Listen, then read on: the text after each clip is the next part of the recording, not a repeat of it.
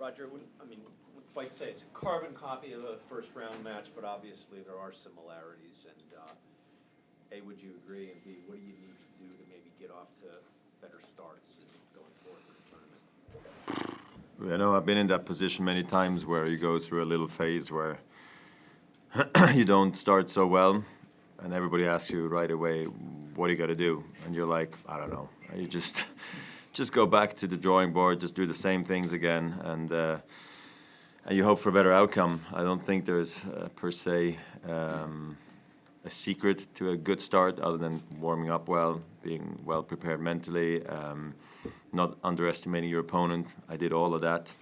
You know me, I will always do that. So when it happens like this, back-to-back matches, you know, it's just a bit frustrating more than anything, especially when the level is that low and there's that many errors, and the energy is not kind of there. But yeah, I can only do better, which is a great thing moving forward. Yeah. What, if anything, has surprised you the most about your first two matches?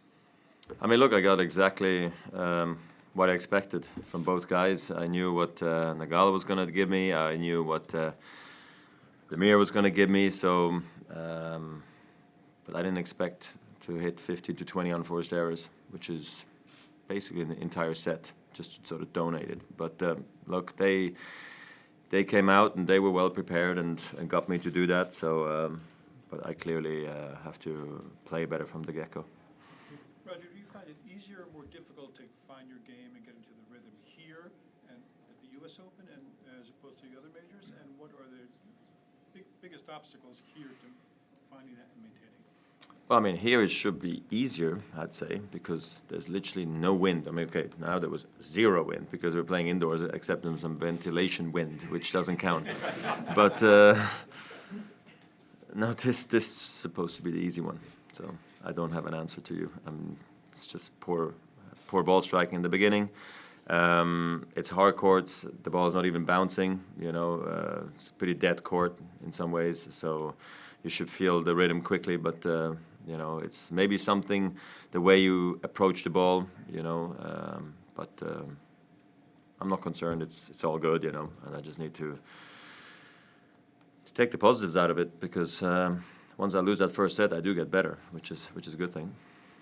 I'm curious now that you're back on the Player Council, what that's been like, and also Vasek Pospisil was in here saying that he's reached out to a few members of the WTA Player Council to sort of collaborate, possibly cooperate on some shared mutual benefit causes. And I'm curious if you've ever done that in the past in your years in the Player Council, or if it's something that would be beneficial going forward.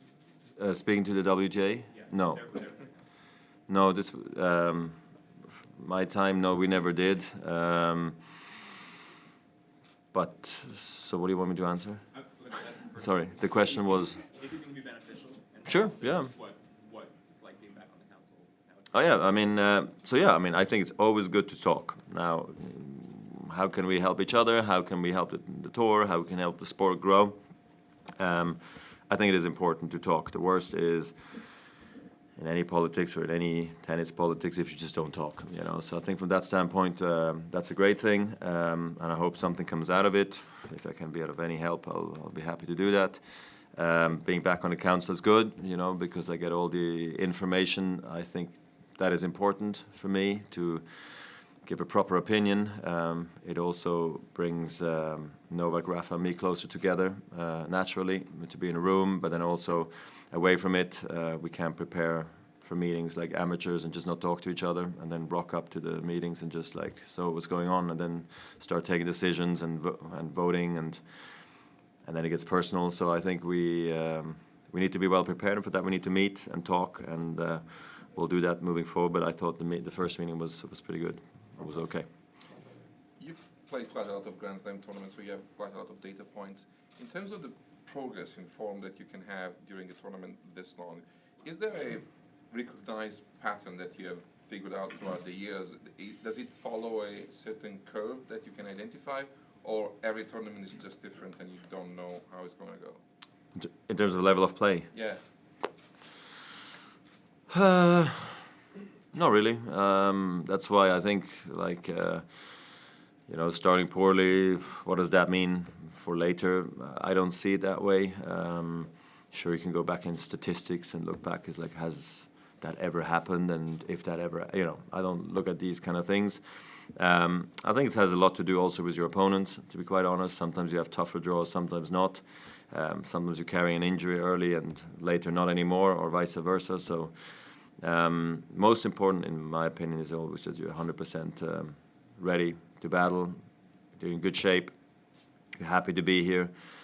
For me also, when it comes to slams, that I'm prepare my game in a way that I peak here, and then you give yourself the best chances. And at the end of the day, all you can give is 100%. And I've been doing that for many, many years now. And if it falls into place, great. And if it doesn't, well, you can always go back to the drawing board and figure out maybe what did you do wrong, or was it just the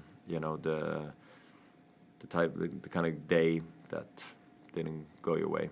So that's it. Tsitsipas said yesterday that he does not feel inspired when he goes out on the court. He does not feel inspired? Inspired these days. Okay. It's not fun not winning much, I tell you. Can you relate to that? Do you Yes. think it's normal for his age? Yes. No concerns. I've been there. You don't like tennis when you're traveling around the world and you're sacrificing week for week and you feel like the game's not there and getting pushed out early in slams and also tournaments. You feel all you want to do is like run in the other way and just not be there.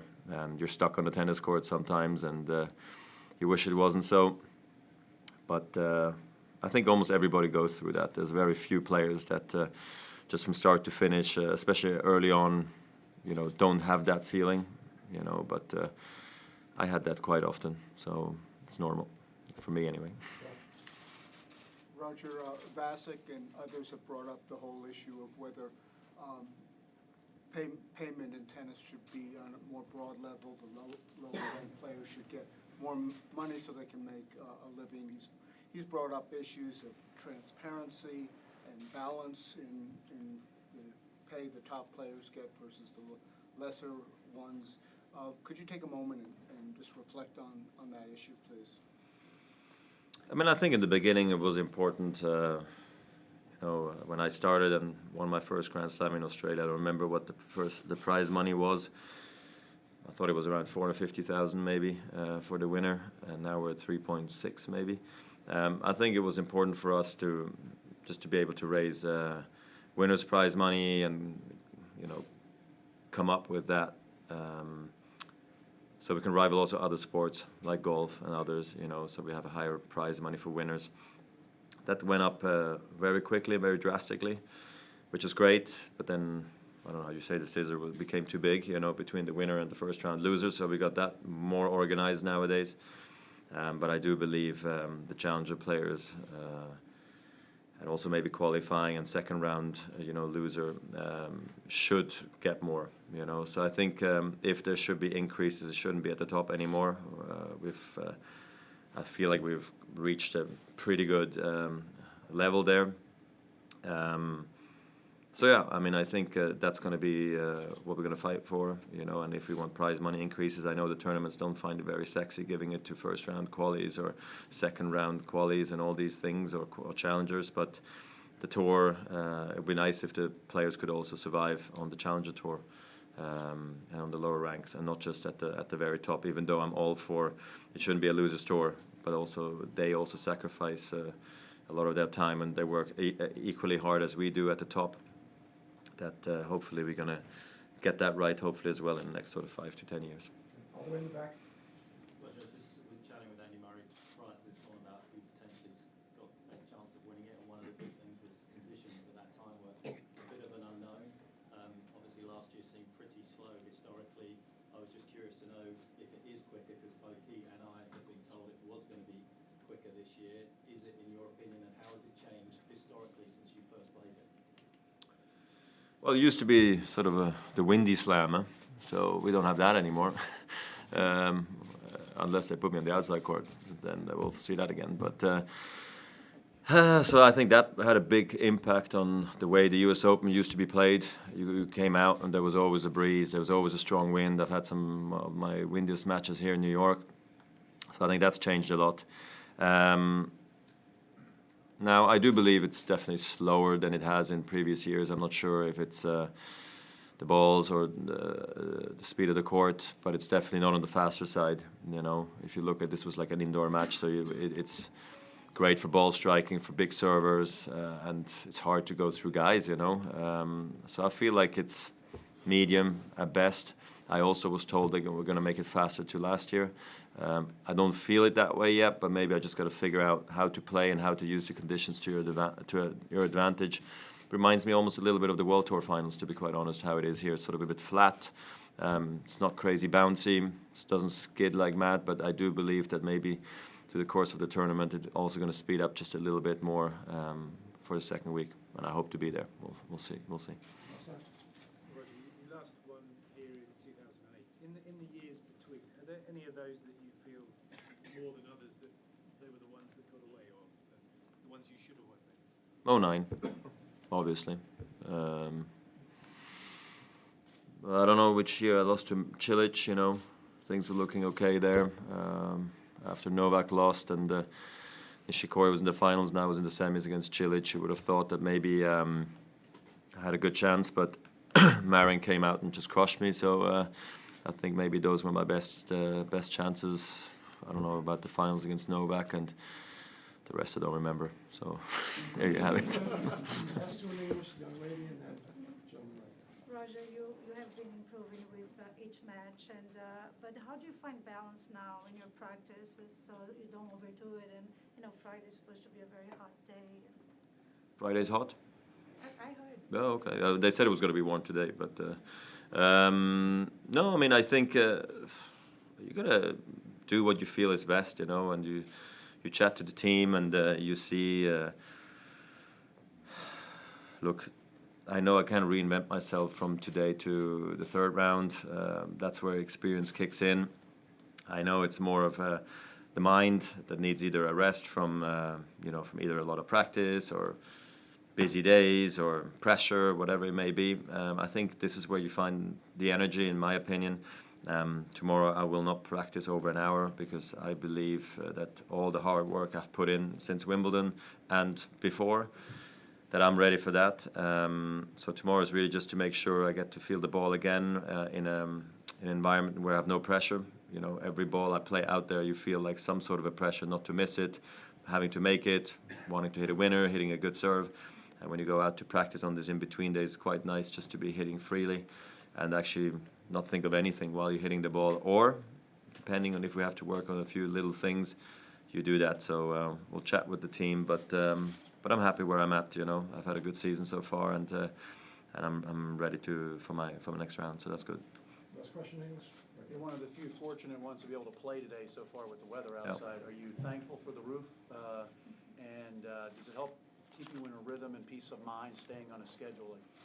Yeah, I mean, look, it helps me, but it doesn't help the other guys. So I'm aware of that, and it doesn't look very promising from what I heard, which is terrible. But look, it's good for the media, at least or for TV, at least you got something going on. For fans as well, who paid you know, maybe high price for the ticket, they get to see some tennis. I think that's good. For us, the players, I mean, it's good for a few guys, and the rest, it's not good. So I think this roof is more important when it comes semis and finals, you know, than a day like today, because they're going to fall behind, match is going to get cancelled, and then other players have to back it up, you know, back-to-back days. So it's going to be tough, but so here I definitely profit from everything I guess I did in the game, and my ranking to be put on center court on a day like this. Thank you, everyone. Thank you.